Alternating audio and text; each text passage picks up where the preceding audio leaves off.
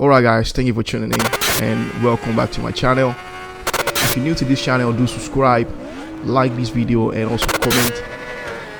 If you're passionate about two-wheel racing, maybe racing in general, then you hit the right channel. So without further ado, let's get right into this video.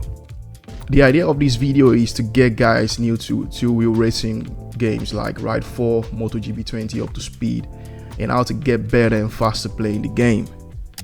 If you're coming from four-wheel racing like Formula 1 games, project cars, Assetto Corsa and so on, maybe you're a sim racing guy, you must know that you can't use the same technique and riding style in two-wheel racing game. Because first off, taking a good positioning while braking for a bend is much different and very essential to get that right, because two-wheel racing requires a different kind of technique. One of them is keeping the rear in check on the braking, maintaining the instability the rear causes when you are trying to reach for a bend and maybe on a lean angle, and how to properly use your rear to offload pressure from the front tire, using the rear bike to do that while taking a bend on a lean angle in order to avoid understeer and ultimately crashing out. So you've got three riding style in Ride 4. First one is balance, second one is shoulder out, and third one is old school. You should check them out and see what suits you the most. Personally, I would recommend shoulder out.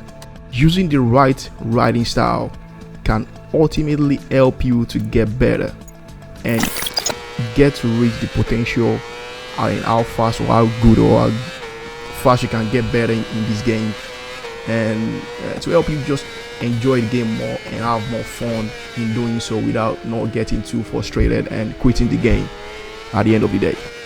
Back in the day when Ride came out, I forgot the year, I think maybe 2013 or something, I did play the game for a while, but I ultimately switched more to Motogp game because I was much more a Grand Prix guy back then. But feeling wise, comparing Motogp 20 now with Ride 4 is kind of similar to each other, but being that Ride 4 is basically much more focused on street bikes and Motogp more Grand Prix bikes, you've got different challenges setting the bike up.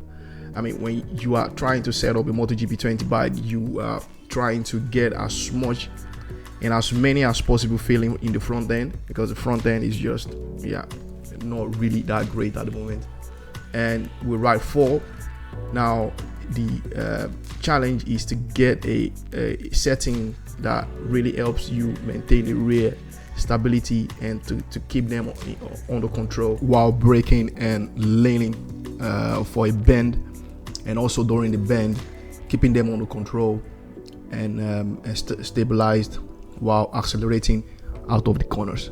The front end handling of Ride 4 is very stable, to my opinion, depending on your riding style and how you prefer to brake and how you maintain your entry, comparing to Motogp 20. So that's a plus point, I think, for a lot of people that are new to the game, because when you ultimately crash very easily from your bike, then a lot of people tend to just stop riding because it's just too technical or maybe too difficult to ride. So the good news is the front end of Ride 4 is much stable. The main challenge is to get the rear stabilized and get a setting that matches your riding style in order to have fun and go quicker. Or maybe you are just a casual gamer that just really like to ride bikes with your friend, online game or something, or maybe you are a hardcore going for a time attack and in order to be up there in top 10 or top 50. So the main challenge is the rear end, guys. Okay, this brings me up to riding aids in the game. If you're just a casual guy, then simplified will suit you better and also give you less hassle and problem with the rear end. And being a maybe hardcore gamer trying to get up there in top 10 or top 20, I think realistic is the go-to riding aids, and as well as maybe advanced and also maybe customize the riding aids a bit to suit your needs. So you know, customizing and checking out what kind of riding aids suit you better also helps in order to get better and to explore the possibility of the game and how quicker you can get and how better you can get with this game. Here by the list of the riding aids in the game. Realistic is just a extreme level of riding because you're on your own. You don't have a lot of assistance from the game physics. So all the fixes you need to try and maintain them. Then you have the customizer. You can customize how you want to ride, or put on ABS or something. So yeah, it's up to you to just see what suits you better. Alright, as previously mentioned during this video, rear end stability is the key, and the next thing is how to brake and also how to maintain a lean angle while downshifting for a bend, and also how to manage the front end to turn in without complicating the rear end and losing all the bike altogether, exiting the corner.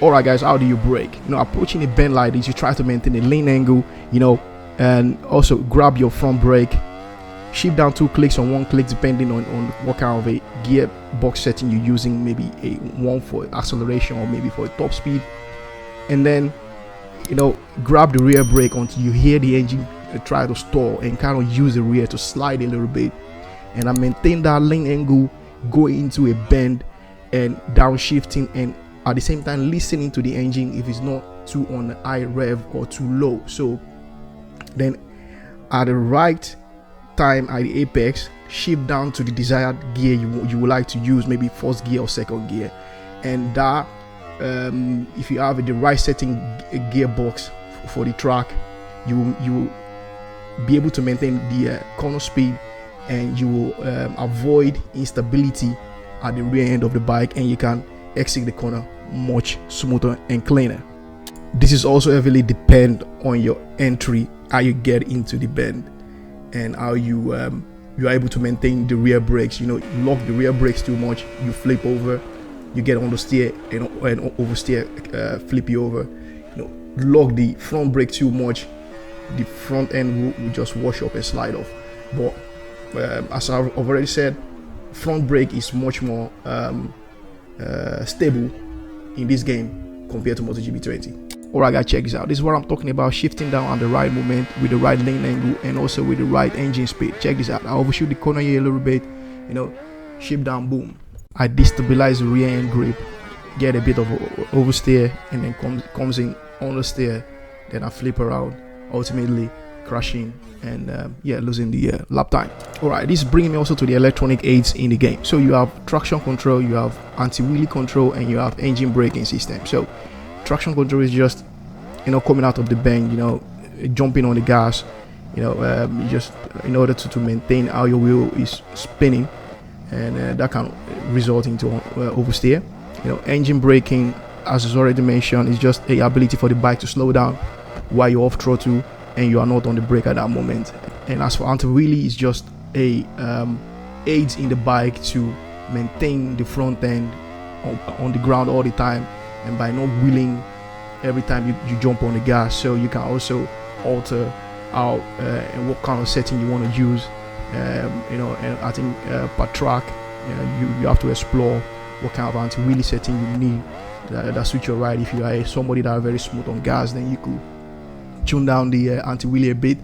If you're somebody that is very aggressive on gas, then you need to bump it up, otherwise you will be wheeling all over the place and you will ultimately lose the lap time you're trying to set. The $1 million question: how do you set up your bike? So the bike setting you're seeing behind you is just my base setup for Monza and also Mugello. And as you can see in a bit, in Mugello, I managed to use that setup to better my lap time from 148 to 147 low. This is by no means how fast I can go on this track, but this is just a rough idea for you guys to check out, and maybe copy the same setup and try to explore the possibility of going quicker and how you can adapt the setup to your own riding style and see if you can go quicker. Okay, so how do you determine what kind of setup you need for a certain track? Okay, for example, like Mugello, one of my favorite track, is a very smooth track, but you have a lot of downhill braking and also a tight apexes and high speed bend as well. So knowing that rear stability is the key to go quicker, you need to try and put the weight back to the rear. And in a track like Mugello, you need also a bit of a front feel for the downhill braking in order not to lose the front too quickly. So this is how you need to think in finding the right setup for the track you're riding at. You know, what kind of characteristic the track have? Is a tight apex corner? Is it a lot of more high speed bend corner? Is it a stop and go kind of a bend corner? You know, all that kind of stuff you need to try to digest and see, okay, what's the key and what do I need? And by you know, applying the right setting to your preload setting for the spring hardness, for the front shock absorber, for the rear shock absorber, and for the steering adjustment as well, the tray, and also the angle how you lane into a apex by adjusting the rake and the trail. The much rake you have, the more extremely you can lane into a bend. The lesser is to help you know, with the stability of the brake on the heavy braking, and the trail as well, how the rear is moving, adjusting depending on the surface of the track. Is it a smooth track? Is it a bumpy track? This also apply for the preload, especially for the rear shock absorber, because the rear stability is what we're looking for. So you need to actually, my suggestion is to pull up the rear shock preload as high as you can afford, and then start walking through your front preload and also shock absorber and also the spring hardness, and just see where do you find the balance of understeer, oversteer, and where do you find the right spot to ride better. And also having the right gearbox setting for the track or for your own riding style is very, very essential. I've done loads of setup and track guide for Motogp 20, so if you're interested in just trying to explore different kind of gearing, you can check out my video. And also I will put the link somewhere at the pop-up banner here for my tips and trick about how to get better in Motogp 20. That might help you out as well, so check it out. So in the game, you've got 3 different kind of tire compound. You've got soft, medium, and hard. Soft being you get initial grip and you can go very quick straight away, and medium is less grip but can last a bit longer, and hard much less grip but can last very, very long. So by applying also the setting to your bike, you know, shifting the weights to front and the rear, you need to also to think about maybe you're doing a race or you're doing a setup lap time. I mean, over the course of the lap, what kind of a tire compound combination do I need? A soft medium or medium or hard rear? You know, that kind of stuff you need to think about as well. And yeah, also when you're riding, you will see at the tire graphics that you know, the tire might be getting a bit yellowish and also greenish and also going red. You know, where you have the red, you know, you're on the limit, you're about to crash, and yellow is warning you that you are on the limit of the grip you have on the front end of the bike or at the rear end of the bike. So these are the tips and tricks and things you can just see in order to help you get better and get faster in the game, and get you just more to have fun with Ride 4. So my final tip, guys, is to do the career mode. Career mode might be a bit tedious and a lot of work, but I promise you, if you try and do a little bit of career mode, you will get a better feeling to the different kind of the bike and categories in the game. Alright, ladies and gents, this will wrap it up for this video. I do hope these tips and setup will definitely help you out and you get benefit from it. If it does, please consider staying on my channel or subscribing. If you're new to my channel, do subscribe, comment down below, and also give me a thumbs up. And this also really help my channel grow as well. I really appreciate your support and all the guys that have already been supporting my channel, subscribe to my channel. Shout out to you guys, ladies and gents. I really appreciate you guys, and yeah, thank you very, very much. Check out the pop-up banner at the right or the left side of this video if you're interested in some tips and tricks about how to get better in Motogp 20.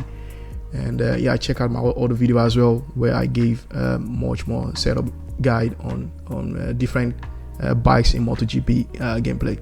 Okay guys, I will see you on the next one. Thank you so much for tuning in once more. Have a nice day, and stay safe out there, guys. Peace.